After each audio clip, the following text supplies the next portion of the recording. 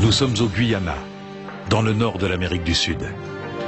Véritables Eldorado, ces fleuves accueillent les géants de la forêt tropicale. Tapir, anaconda, caïman et harpies féroces.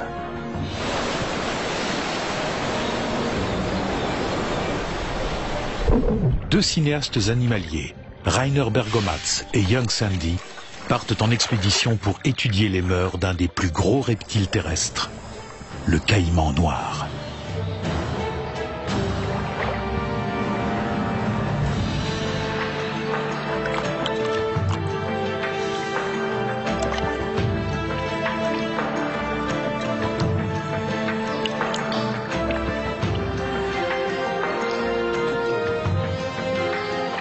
C'est le plus grand animal du continent américain. Plus lourd qu'un bison ou un grizzly, il peut mesurer plus de 7 mètres et peser plus d'1 tonne. Sa tête et son dos sont blindés par une carapace renforcée par des plaques osseuses. Les plus grands individus vivent dans le cours supérieur du fleuve Essequibo. Plongée et approche furtive, puis c'est l'attaque. Leurs mâchoires puissantes broient facilement les os. Les caïmans mangent tout, fourrure, peau et chair.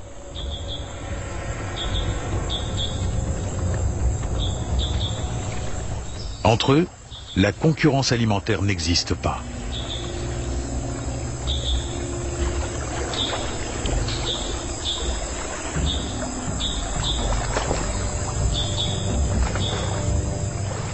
S'ils ne peuvent venir tout seuls à bout des grosses proies, ils sont prêts à partager.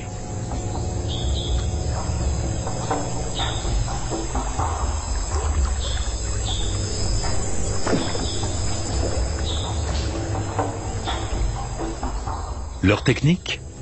Ils mordent dans le muscle et pivotent rapidement sur eux-mêmes jusqu'à ce que se détache un morceau de chair qui puisse être avalé.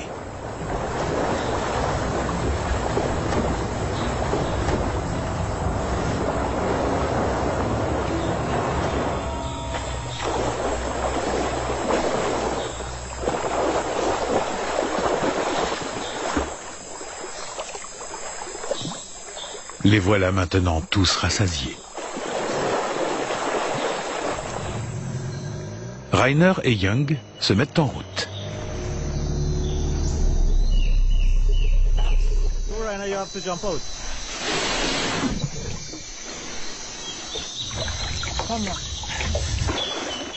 Plusieurs semaines de sécheresse ont fait baisser le niveau de l'eau. Marcher sur les aiguillons venimeux des raies pastenagues peut être fatal.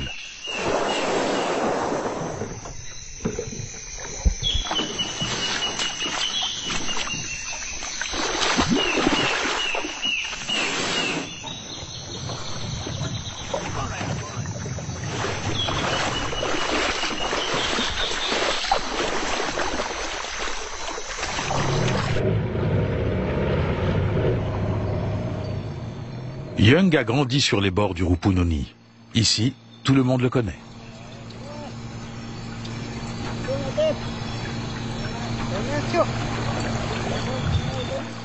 Le fleuve est l'unique liaison entre les villages.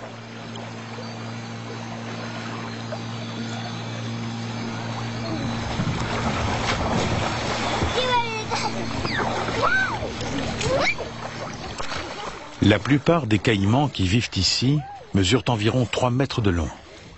Ils se sont acclimatés à l'homme. Ils passent leur journée à les éviter. Même si rien ne leur échappe.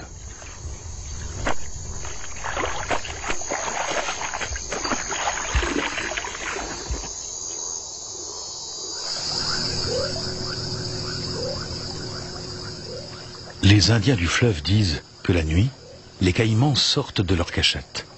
Rainer et Young accompagnent les hommes du village partis à leur recherche.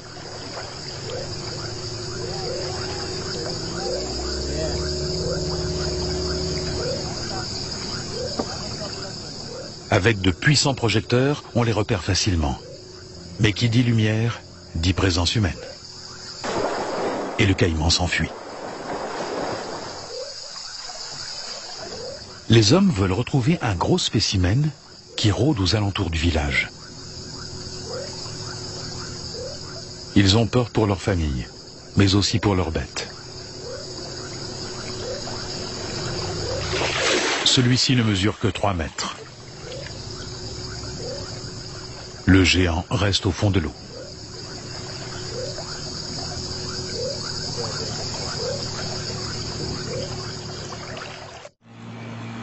Les 2 cinéastes poursuivent leur périple.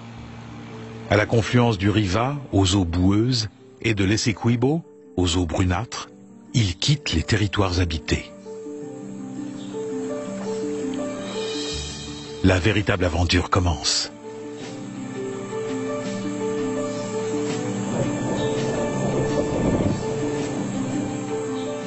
Des becs en ciseaux noirs prennent majestueusement leur envol.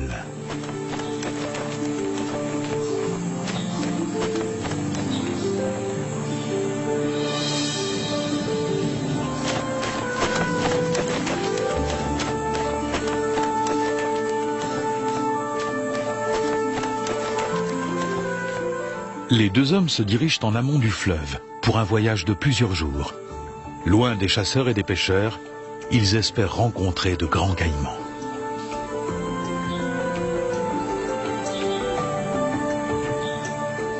Un jabirou les accompagne un bout de chemin.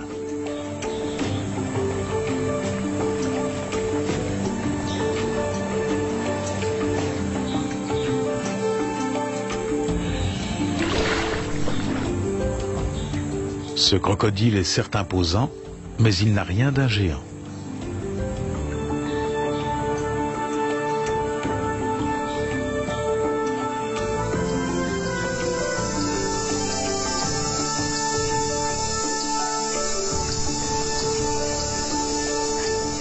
À la fin de la journée, les hommes sont abrutis par le soleil et par le bruit du moteur.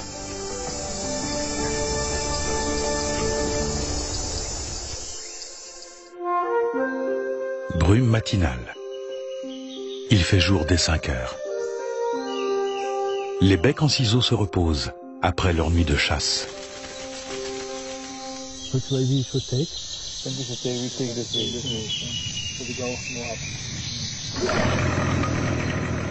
Les aventuriers se remettent en route.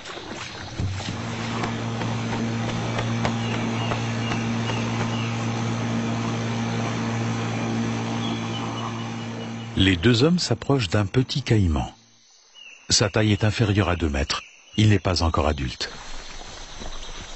Un caïman mesure 25 cm à la naissance. Tous les ans, jusqu'à la fin de sa vie, il grandira d'une 30aine de centimètres. Le long du fleuve, la forêt forme un couvert dense.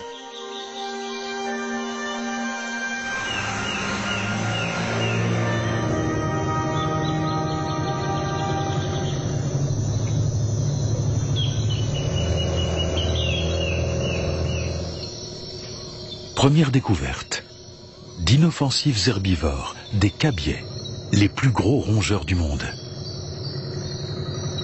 Ces animaux, de la taille d'un chien de berger, ressemblent à des cochons d'Inde démesurés. Logique, puisque ce sont leurs plus proches parents. Ils vivent à proximité de l'eau. Excellents nageurs et plongeurs hors pair, ils y passent la majeure partie de leur journée. Leur nom indien, capybara, signifie « seigneur des herbes », un nom approprié pour un herbivore.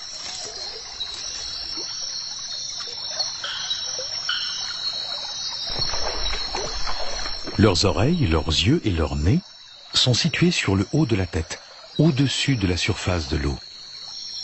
L'anaconda observe, intéressé.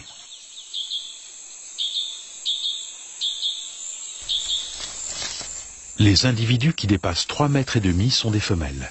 Les mâles n'atteignent jamais cette longueur.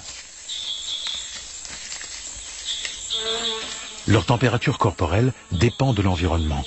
Un bain de soleil relancent leur métabolisme. Young est fasciné par les serpents.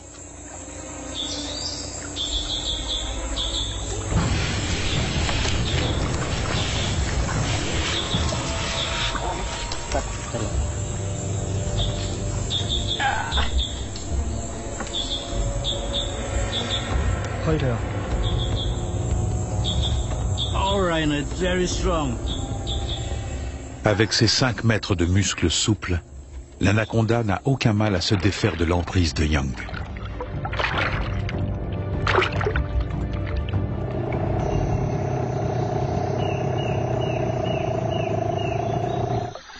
Toujours à la recherche des caïmans, Rainer et Young décident de tenter leur chance dans un des bras de l'Essequibo. Même Young n'est jamais allé aussi loin en amont.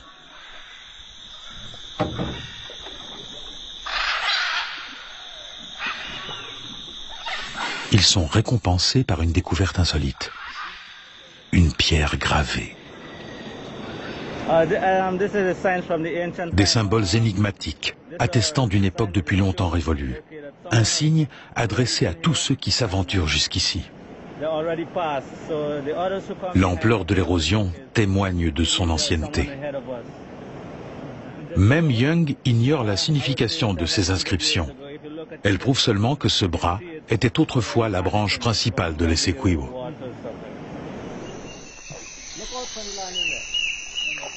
L'ancien lit du fleuve, sans courant et désormais indépendant, est lentement envahi par la végétation.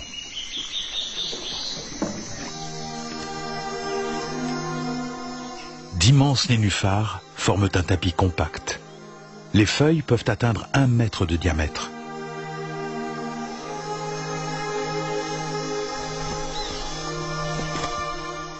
Les anciens bras du fleuve offrent un milieu intéressant pour les oiseaux et les insectes. Ils sont particulièrement poissonneux.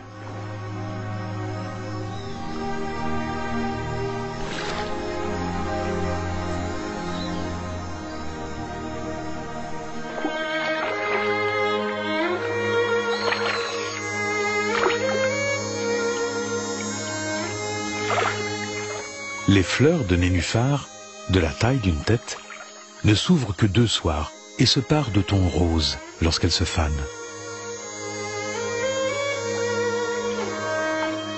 Ce type de milieu constitue les nurseries de l'Essequibo. Les bébés caïmans noirs y grandissent à l'abri des regards.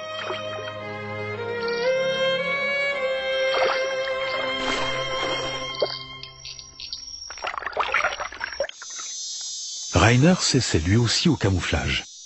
Il a repéré un caïman qui n'a quasiment pas bougé de sa place depuis des jours.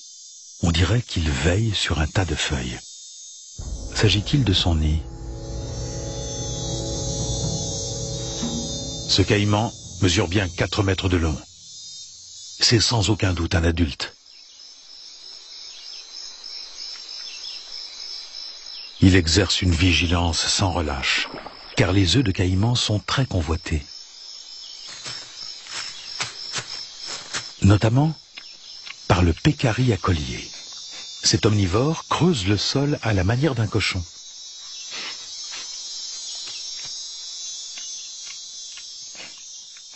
Le caïman ne le quitte pas des yeux.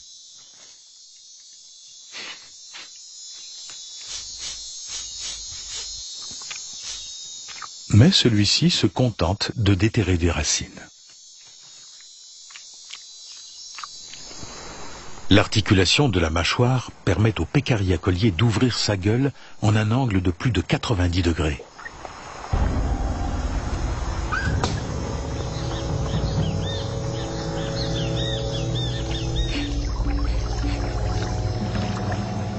Flairant le danger pour ses œufs, le caïman passe à l'attaque. Le pécari ne se sent pas à la hauteur et détale.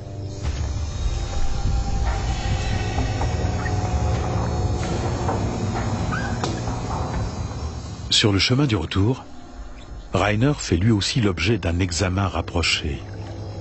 L'animal passe à 2 mètres de lui.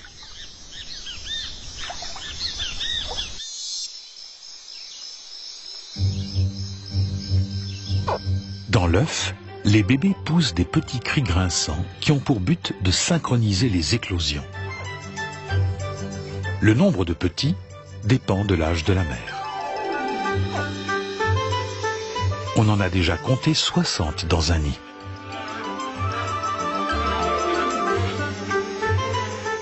En l'espace de 10 minutes, tous les œufs ont éclos.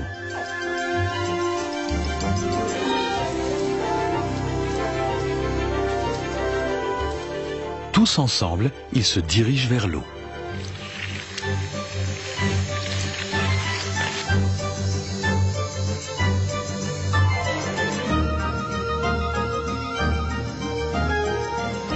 On ne distingue pas les mâles des femelles.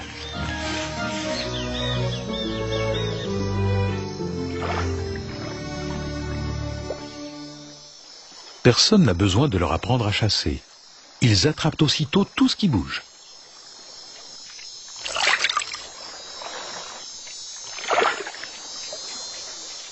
Petits poissons, insectes, amphibiens. Ils avalent tout ce qui tient dans leur gueule.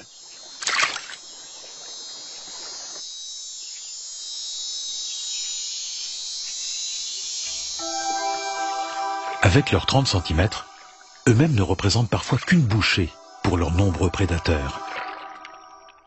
Comme le poisson banane, de la famille des poissons-chats, qui les attaque sans bruit par en dessous. Ainsi, seul un caïman sur 10 atteindra l'âge de 1 an.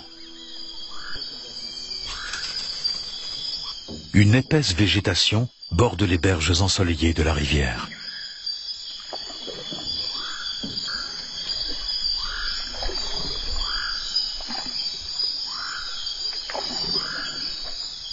Les épines situées sous les nénuphars les protègent de l'appétit des poissons.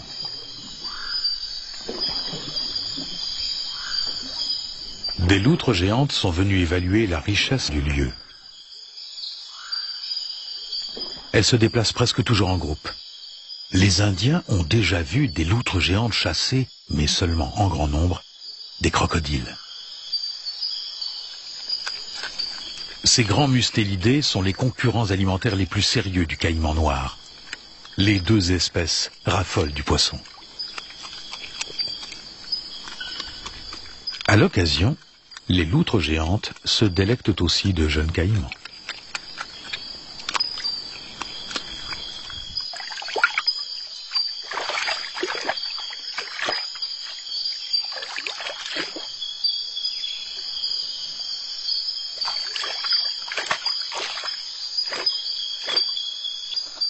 La feuille du nénuphar géant supporte aisément ce serpent de 30 kilos. Les Indiens disent que l'anaconda et le caïman se chassent mutuellement.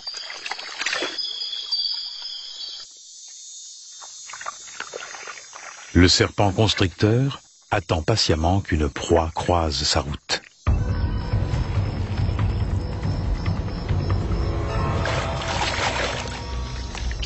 La proie meurt alors en quelques secondes, sous l'effet du choc.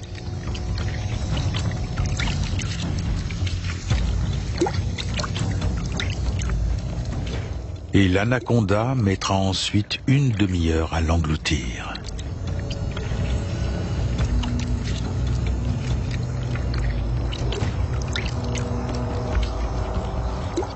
Un seul repas peut parfois le rassasier pendant 6 mois. Ce mâle se laisse guider par son odorat.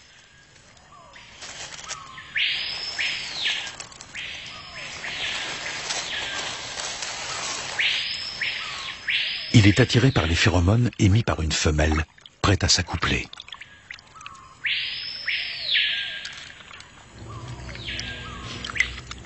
Mais d'autres ont été plus rapides. Les mâles, nettement plus petits, s'enroulent autour de la femelle de 6 mètres et forment un nœud de serpent. La femelle s'accouple avec plusieurs mâles à la suite, mais les mâles, eux, ne s'accouplent qu'une seule fois.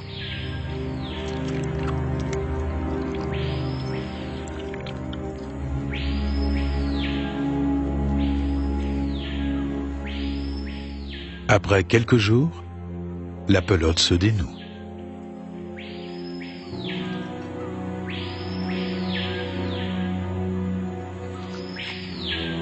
Les petits naîtront 6 à 8 mois plus tard. Leur nombre augmente avec la taille de la femelle.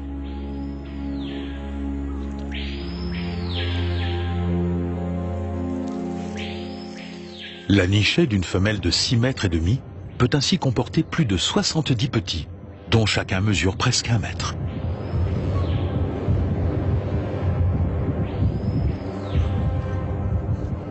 Les mères anacondas consacrent beaucoup de temps et d'énergie à les élever. C'est pourquoi elles ne se reproduisent qu'une année sur 2.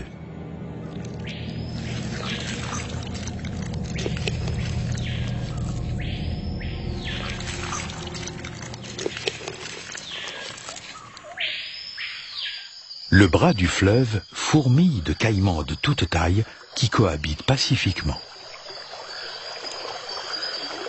Young sait parfaitement imiter l'appel du bébé caïman.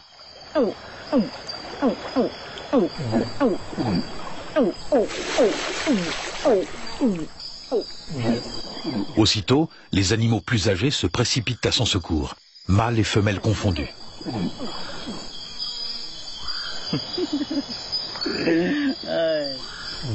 Jusqu'à l'âge d'environ 1 an, les jeunes caïmans peuvent compter sur le soutien de leurs aînés. Sachant que les reptiles sont capables d'interpréter les sons, Young tente une expérience avec des enregistrements sonores.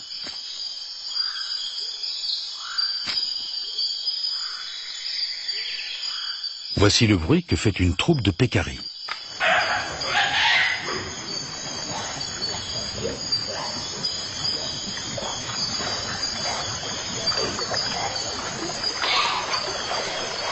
Les caïmans cherchent ce qu'ils croient être des proies. Et ils se dirigent droit sur Rainer et Young.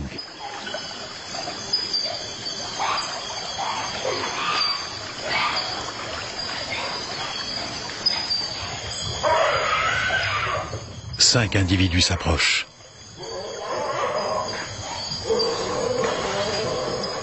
Et voici des cris de loutre géante.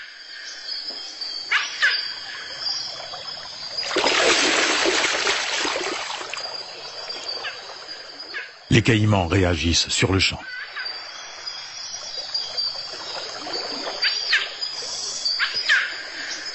Ils n'ont aucune envie de se retrouver nez à nez avec une loutre géante et disparaissent en un clin d'œil.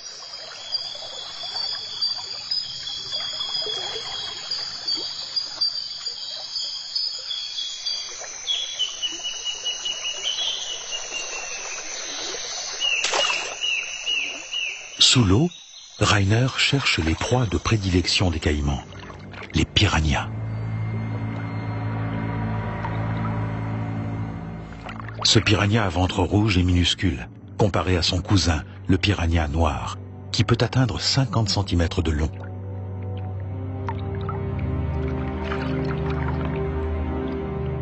Les caïmans empêchent la prolifération excessive de ces poissons prédateurs. Il faut un nouvel appât.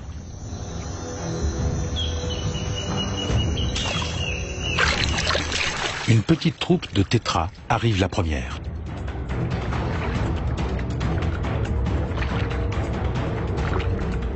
Avant d'être délogée par un piranha noir.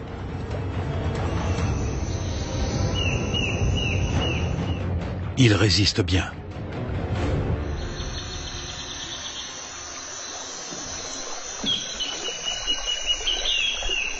Au Guyana, les piranhas sont couramment consommés.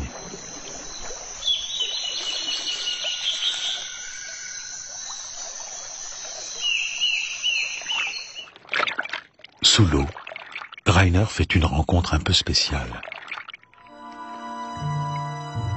Des arapaima. Ils comptent parmi les plus gros poissons d'eau douce de la planète et leur chair savoureuse est très recherchée. Rares sont ceux qui, aujourd'hui, atteignent les 3 mètres.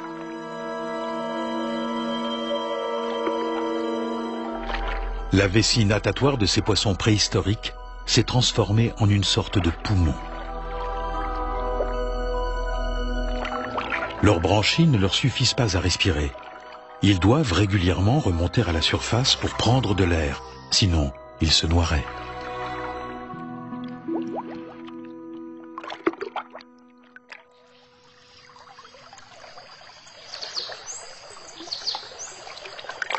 Rainer aperçoit soudain un caïman de taille gigantesque.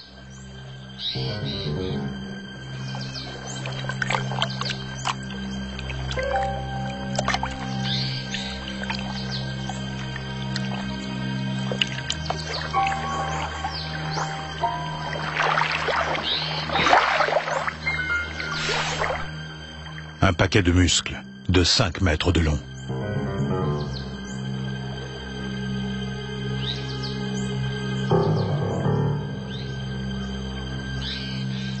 L'homme et la bête se toisent. Soudain, le caïman s'approche.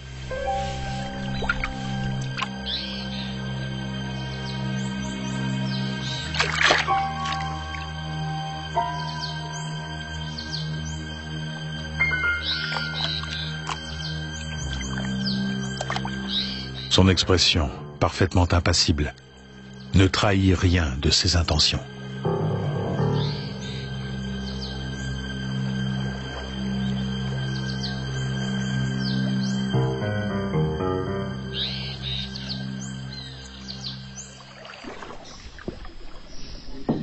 Rainer veut s'approcher davantage de la bête. Pour cela, une seule solution. Faire au caïman une offrande sous forme de poisson.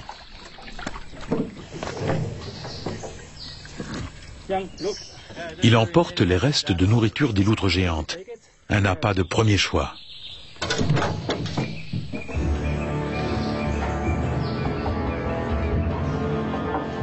Les caïmans sont intelligents. Attendre et voir venir, telle est leur devise. Le caïman renifle l'appât, hésite un instant, mais l'avidité prend bientôt le dessus.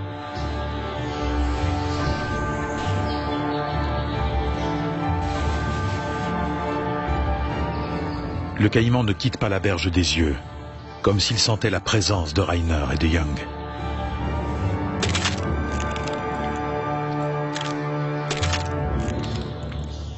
Les reptiles savent qu'ils ne courent aucun danger. En outre, ils peuvent compter sur leurs alliés, les vautours.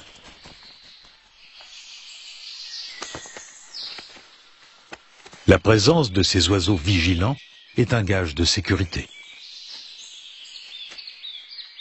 Les vautours savent exactement quelle est la distance à respecter vis-à-vis des caïmans.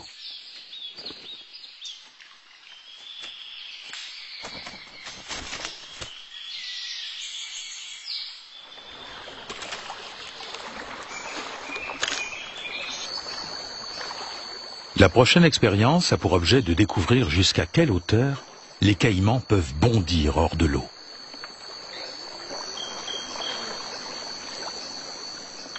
Les habitants du fleuve racontent que les caïmans cueillent les oiseaux sur les arbres.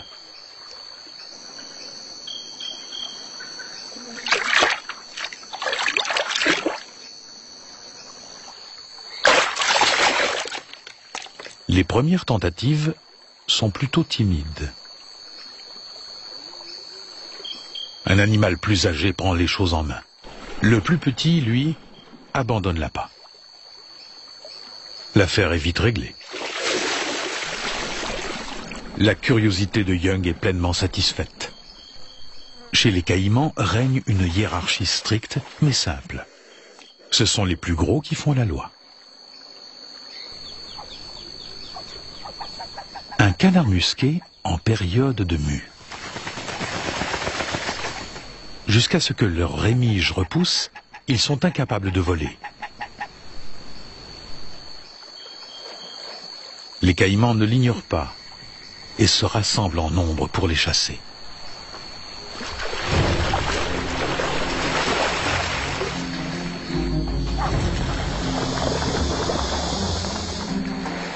Lorsque la hiérarchie est bien marquée, les affrontements sont rares. Un léger échange de coups remet les choses au point.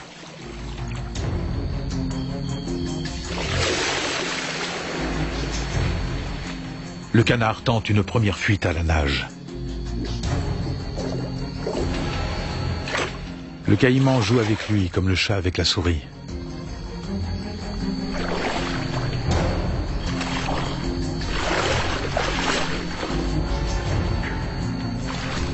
À bout de force, le canard plonge une dernière fois. Erreur fatale. Le caïman l'engloutit tout entier.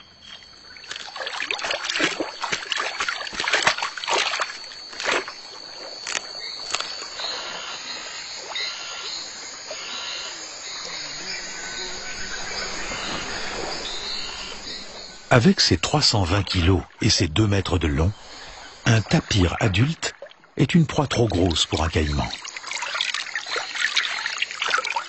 Les tapirs passent la plus grande partie de leur journée dans l'eau, où la végétation abondante assouvit leur faim gargantuesque. Ces animaux d'aspect lourdeau sont réputés pour leur brusque saute d'humeur. Le tapir marque rapidement son territoire avant de poursuivre son chemin.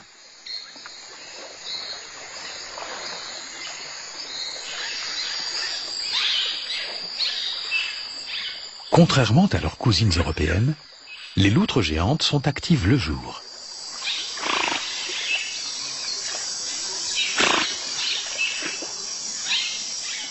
Elles reviennent d'une partie de chasse.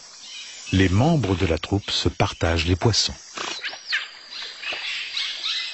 À l'entrée du terrier, le plus jeune membre de la famille attend. Il est encore trop petit pour chasser. Il réclame sa pitance à grands cris. Mais il devra patienter, jusqu'à ce que sa mère soit rassasiée. Les loutres géantes chassent ensemble, mais mangent chacune de leur côté. Le petit ne sortira avec le reste de la famille que dans quelques mois. D'ici là, il doit s'en remettre à l'habileté de ses aînés.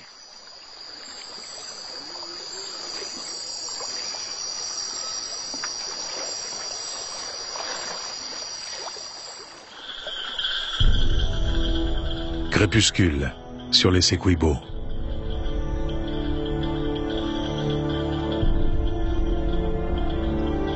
Young et Rainer repartent en expédition.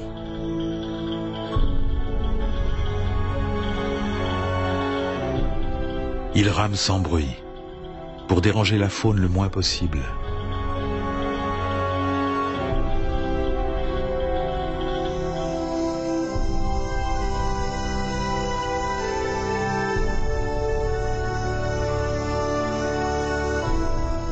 Dès que la nuit tombe, les caïmans redoublent d'activité. Grâce à un appareil adapté et à des projecteurs infrarouges, Rainer et Young vont pouvoir observer la vie nocturne des animaux. La peau des caïmans s'illumine. Personne ne sait vraiment pourquoi. Leurs yeux brillent dans le faisceau de lumière. Une couche réfléchissante située à l'arrière de la rétine leur permet de capter le moindre rayon lumineux.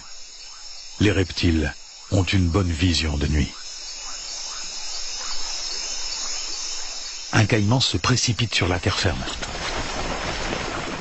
Il voit ce que la caméra ne voit pas. Il faut plus de lumière.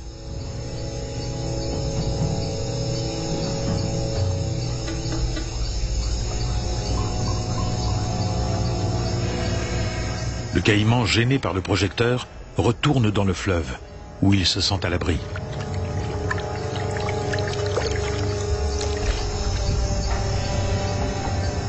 Il reste dans l'eau, apparemment immobile.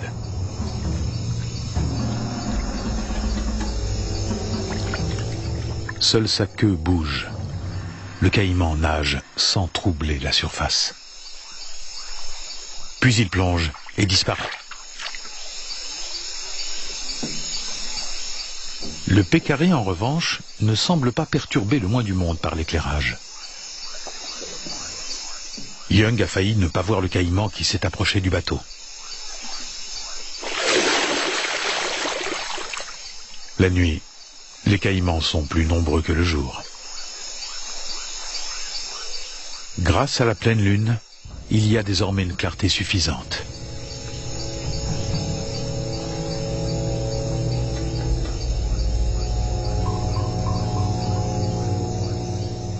Il ne sait pas qu'il est observé. Il émerge juste à côté du bateau. Un géant.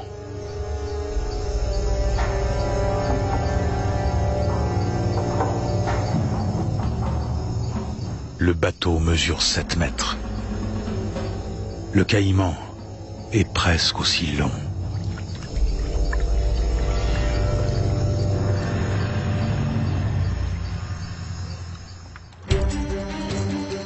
Le lendemain matin, Rainer décide de se frotter de près au caïman. Il espère, grâce à son camouflage, ne pas être perçu comme un humain.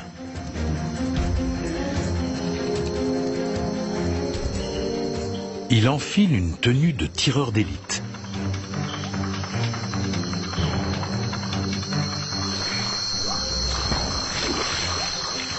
Dans l'eau peu profonde, un tuba suffit pour respirer.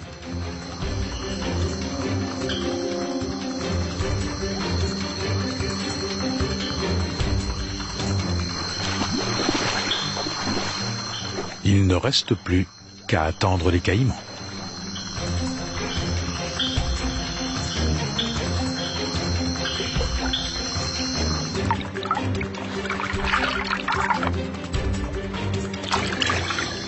Et les filmer avec une caméra sous-marine.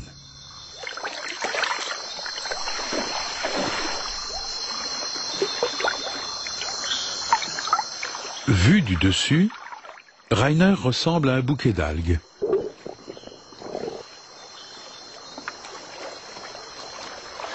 Peu à peu, les animaux retrouvent leur quiétude.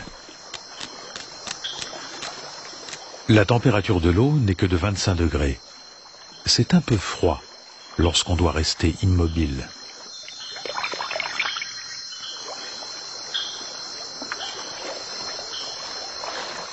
Les premiers vautours viennent grignoter l'appât. Une façon de dire aux caïmans que la voie est libre. Les caïmans surgissent, les uns après les autres. Ils attendent, l'œil aux aguets.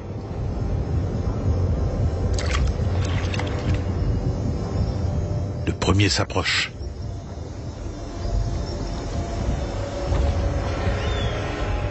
La tenue de camouflage donnera-t-elle le change?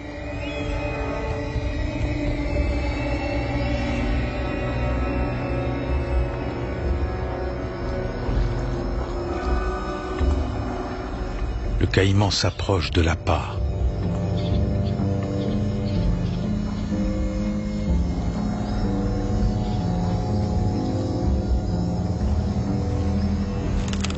Il dévore le poisson sur la berge. Les caïmans ne savent pas mâcher. Ils sont obligés d'avaler leur proie tout entière.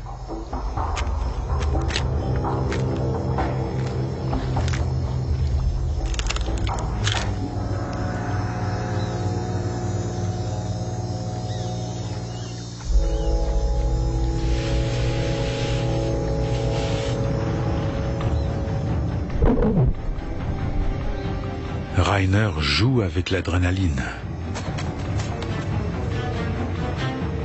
Le deuxième caïman frôle l'objectif de la caméra. C'est un spécimen gigantesque.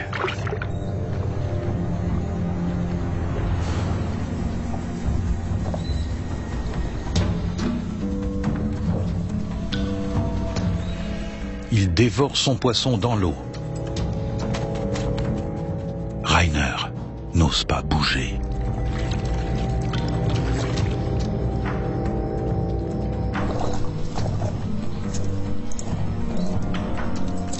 L'animal a-t-il senti la présence humaine?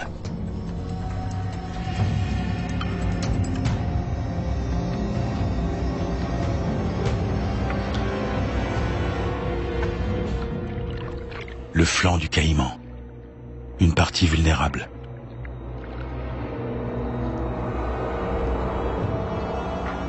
Sa patte avant.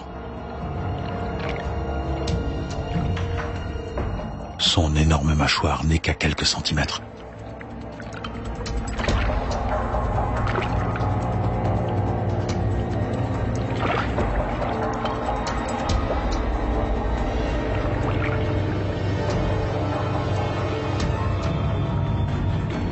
Soudain, il bondit.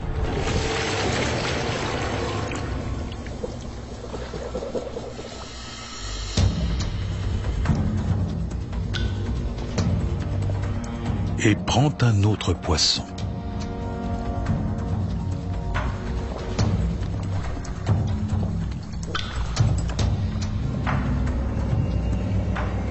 Impassible, Rainer le suit avec la caméra.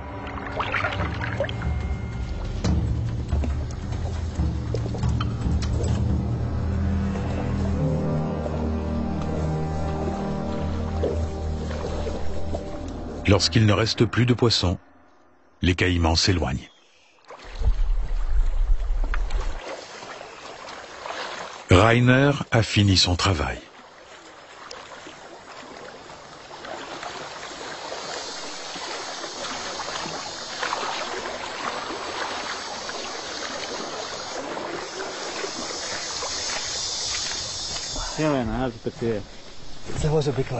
Le reptile faisait 2 fois la taille de Rainer, soit plus de 5 mètres. Un animal monstrueux.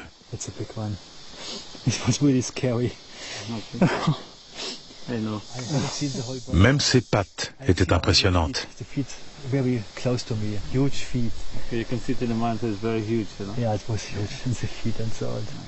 Rainer tremble encore. De froid ou à cause de cette expérience?